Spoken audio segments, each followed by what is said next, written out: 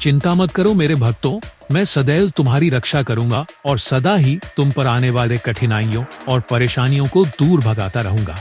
थोड़ा धैर्य तो जरूर ही रखना पड़ेगा, मगर समय के साथ सब बदल जाता है। भगवान शिव ने पार्वती से कहा, जो लोग भी हमसे प्रेम करते हैं और हमें मानते हैं, पूजते हैं, आस्थावान है, उन लोगों पर मैं कभी आंच नहीं आने दूंगा। और जो मैं आगे आपको बताने जा रहा हूँ, इन छोटी छोटी कहानियों के माध्यम से, उन कहानियों को जो पूरा सुनेंगे वह लोग कभी दुखी नहीं रहेंगे और सदैव भी उनके घर में खुशहाली रहेगी।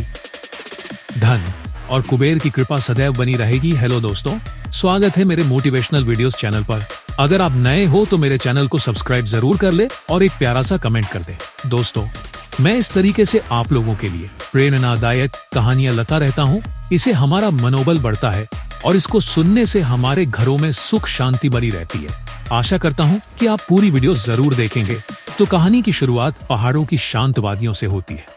बर्फ से ढके कैलाश पर्वत पर शिव ध्यानमग्न है। पार्वती उनकी ओर आती है। पार्वती कहती है, हे महादेव, मैं हर दिन देखती हूँ कि यह संसार दुख, संघर्ष और पीड़ा से भरा हुआ है। क्या मनुष्य केवल कष्ट झेलने के लिए ही जन्म लेता है?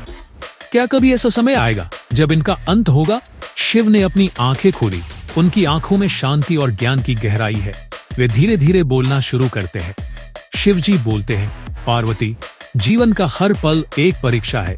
ये परीक्षा आसान नहीं होती, क्योंकि इसका उद्देश्य केवल सुख प्रदान करना नहीं है।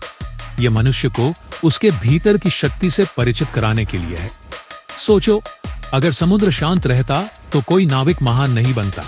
संघर्ष जीवन का वह पहिया है जो तुम्हें आगे बढ़ने के लिए मजबूर करता है। पार्वती संदेहपूर्वक कहती है, लेकिन महादेव, जब कोई संघर्ष करता है और बार बार असफल होता है तो उसका विश्वास टूट जाता है। वह अपनी क्षमताओं पर संदेह करने लगता है। ऐसे में वह क्या करे? शिव मुस्कुराते हुए बताते हैं, जो बार बार गिरता है वही सबसे मजबूत होकर उठता है। याद रखो, यह संसार केवल उसके सामने झुकता है जो हारने के बाद भी खड़ा होता है। जैसे मैंने हलाहल विष पिया था, उस विष ने मुझे नहीं हराया। मैंने उसे अपने कंठ में रोका और अपने भीतर शक्ति को जागृत किया। हर इंसान के भीतर वही शक्ति है, लेकिन उसे अपनी आत्मा पर विश्वास करना होगा। पार्वती उनकी बातों को सुनकर थोड़ी सहज होती है, लेकिन उनके मन में एक और प्रश्न उठता है। पार्वती कहती है, यदि यह सत्य है तो फिर संसार में इतनी विषमताएं क्यों है? कोई धनी है तो कोई धनी है, तो कोई स्वस्थ है तो कोई बीमार। यह भेदभाव क्यों है? जाती है। शिव बताते हैं, यह संसार तुम्हारी आत्मा के विकास का क्षेत्र है। हर व्यक्ति को उसके कर्मों और सीखने की आवश्यकता के अनुसार स्थितियां मिलती हैं। धनी को सिखाना होता है कि धन केवल साधन है, लक्ष्य नहीं। निर्धन को सिखाना होता है कि सच्ची संपत्ति भीतर है, बाहर नहीं। जो स्वस्थ है उसे अपनी शक्ति का सदुपयोग करना है, और जो बीमार है उसे अपने भीतर की सहन शक्ति को पहचानना है। यह सब कर्म और जीवन के चक्र का हिस्सा है। लेकिन यह भी सच है कि हर इंसान के पास अपने भाग्य को बदलने की शक्ति है। इसे बदलने के लिए आत्मज्ञान, परिश्रम और धैर्य चाहिए। पार्वती सोचते हुए पूछती है, महादेव, लेकिन यह आत्मज्ञान प्राप्त कैसे किया जाए? यह राह तो बहुत कठिन लगती है। शिव मुस्कुराते हुए बताते हैं, कठिन है पर असंभव नहीं। आत्मज्ञान की यात्रा वही शुरू कर सकता है जो अपने भीतर झांकने का साहस रखता है। तुम्हें संसार के सुख दुख से परे जाकर अपने वास्तविक स्वरूप को देखना होगा।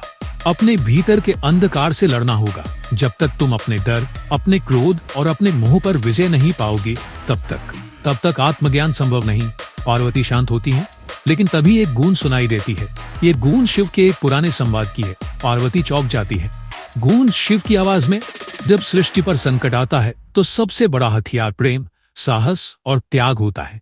मैंने सती को खोकर भी यह सीखा कि सच्चा प्रेम अमर होता है। पार्वती आश्चर्यचकित होकर कहती है, महादेव, क्या यह वही प्रेम है जिसने आपको सती से जोड़ा और फिर मुझे? शिव धीरे से बोलते हैं, हाँ पार्वती, प्रेम सबसे बड़ी शक्ति है। यह न केवल जोड़ता है बल्कि तुम्हें भीतर से मजबूत बनाता है।